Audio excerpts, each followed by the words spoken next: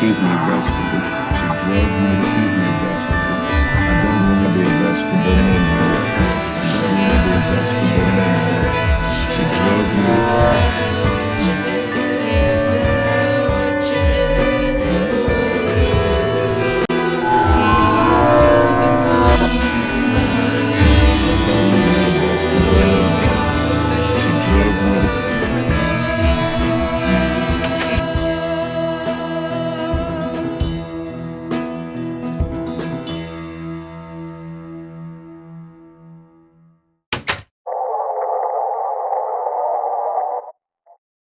It is currently 12:37 p.m., Saturday the 18th of January, 2025. In this recording, I'd like to talk about the avenue of subtly influencing people with EMF, alongside the term psychotronics. Psychotronic weapons are devices that use electromagnetic fields, or even sometimes sound may be used to affect the mind of someone or a group from a distance. These tools are purposely employed to manipulate behavior, inducing fear, stress, or other emotions. Light and sound may also be used, like the flicker rate on a screen or binaural beats. Now, I first became exposed to the avenue of utilizing electromagnetic frequencies for such things after reading the book Mind War by Michael Aquino. Michael Aquino was an American political scientist and a specialist in psychological warfare for the United States Army. The book touches up on the topic of branches in the military for abnormal warfare, often seeking ways to peacefully resolve conflict, involving electronic warfare, mind control, and psychological operations. There was one part of the book that stood out to me. This was referencing the experiments and research of Robert O. Becker. He has been named as one of the most influential figures in the area of anti-EMF activism. Robert O. Becker was looking at the bioeffects due to the exposure of electromagnetic frequencies. From his notes, there are a few things to mention. The television screen begins to show changes in a biological system due to its production of weak electromagnetic fields. Under exposure, from up to 60 feet away, we see changes in human cognition, from more alert to drowsy, depending on the waveform and frequency emitted from the TV set. Another being the overhead high-voltage power lines. Those subject to its strong electromagnetic fields induce statistically to have a much higher suicide expectation. There was also one thing that stood out to me, something that'll show much more relevance later on as we dive deeper into this. Something regarding many physiological changes in people and animals too. Here it's mentioned that electromagnetic radiation has led us to a variety of changes in the blood, and this may be responsible for new diseases since the 1950s developing from pathogens. Previously incapable of inducing diseases, Lyme's, AIDS, and herpes were all referenced. Now this is something that stands out to me pretty heavily. If you have ever questioned, especially a lot of older targeted individuals that show health symptoms regarding to Lyme's, or ever looked into things like invasive wetware or Morgellons, I will follow up on this later and hope to make a video specified on this topic later on. Furthering my reading brought me to a neuroscientist, psychoanalyst, and psychonaut, John C. Lilly, a household name in the field of electromagnetic mind control, often looking at drugs or EMF as means to work with his subjects, working with both the Navy and the CIA's MK-Ultra, looking for ways to make people more susceptible to programming. A common mention around targeted individuals is John C. Lilly's Lilly wave, which is essentially a signal that is injected into the power grid. Using a specific waveform and frequency, It is tuned to influence the brain into a low alpha brainwave to stop them from thinking critically, now no longer questioning the information that comes in, and making them far more susceptible to psychological operations.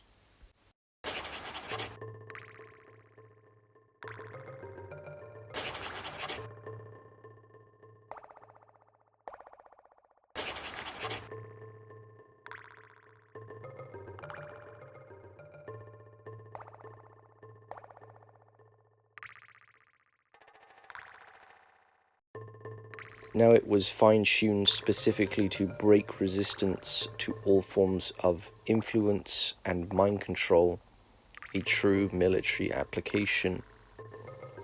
Methods like the Lily wave or signal injection I will be mentioning later on, referencing John Norsene's take on creating the Columbine high school shooters. If you want to learn more about John C. Lilly's Lily wave, please check out my Reddit post. There will be links to multiple videos explaining it.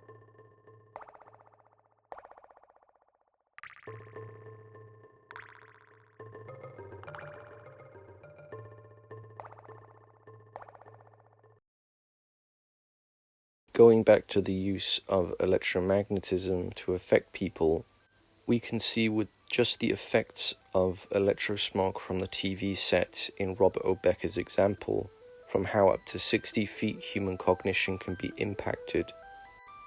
The same can be done with sound or light. The flicker rate of the screen will often put someone down into low alpha brainwave on the right hemisphere of the brain. Perfect for propaganda, an avenue Michael Aquino's Mind War focused on, seeking ways to influence everyone's mind through using extreme low-frequency electromagnetism, much like the electrosmog or the Lily wave, to potentially sway presidential elections. It had mentioned pairing this effect with propaganda on the news, swaying the viewer's mind to have the propaganda effectively reach them. When it comes to the influence of electrosmog, imagine the capacity of it being intentionally tuned to affect the body and mind.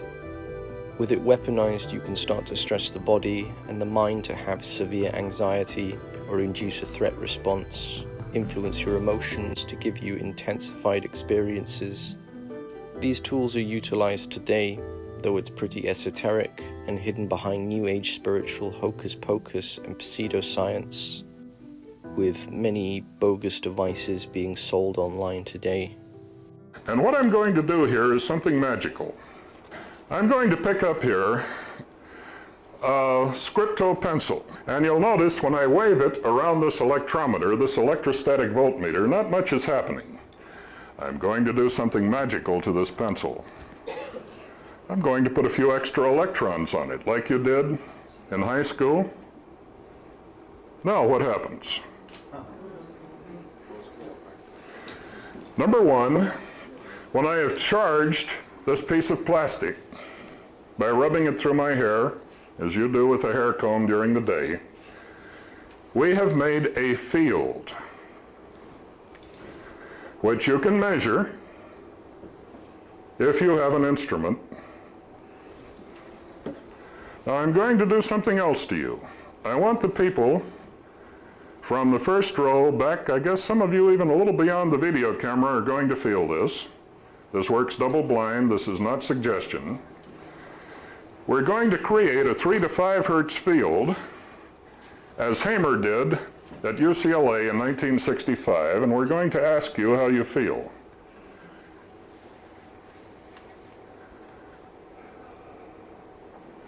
Now, we're going to produce a 9 hertz wave.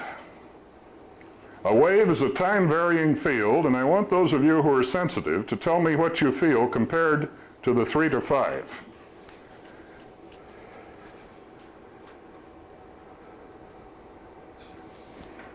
Okay? You got it? I see several faces have lit up here. You felt that? Terrific. Yeah, the one wave made you feel slightly low. I felt the vibration in the solar plexus. Yeah. the second one you did, I felt the energy charge throughout the whole body. Exactly. If you saw those previous slides, we have replicated here with very simple, do-it-yourself, verifiable on scientific instruments, waves and fields that have profound effect on biological systems. So we can go in and find out what restaurants are modifying your eating habits by giving you an adrenaline reaction, which normally produces fight or flight syndrome. If you paid $20 for a meal, you're not going to fight or run away. You're going to eat faster. If you eat faster, they're going to have more table turnover during a shift. This is being done. We found a number of these locations in Southern California that are doing this to us. Incidentally, they are connected with the family. They are Italian-owned. This technology has leaked down to the public. We hoped it would be a few years before this happened. Trying to actively manipulate the mood and brain waves of Homo sapiens. We first tried photic stimulus, flashing lights. We tried evoked potential from sound. We tried a number of things about which we do not talk in public. We finally developed a little device about this size that goes in your shirt pocket. I took it down, now I'm telling on myself, to a couple of the major tourist attractions in Southern California, where we would have an unlimited number of subjects, free, doesn't have to feed laboratory mice. We determined that we could alter the brain patterns of about 35% of the gross population up to a distance of around 20 to 30 feet. Instead of going through the door, they would run into the door jamb. Instead of walking around the trash can, they would kick it over. They'd get lost. As soon as I found that this actually worked, and I used these to determine the waveforms, pulse repetition rates, etc., I destroyed the units because I felt we were doing a highly unethical thing. So I hied myself back to Washington and I said, hey, you guys, we've got a clear and present danger.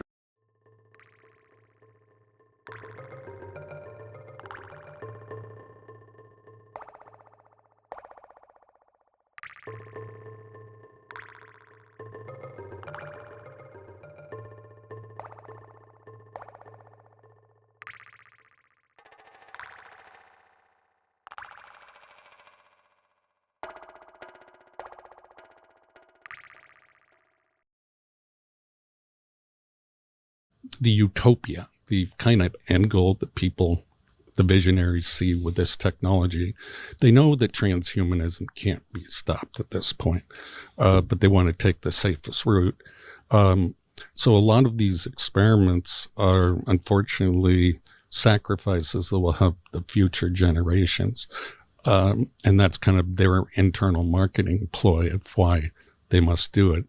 And there's a race between, the three major countries, who's going to have the best AI, whose culture is going to survive, whose money is going to dominate, whose, language is going to dominate. And so this is very competitive field in the military right now. Who can collect the most minds the fastest, build the the biggest hive mind network. And so my next book is called, it's not published yet, it's called Emergent Minds.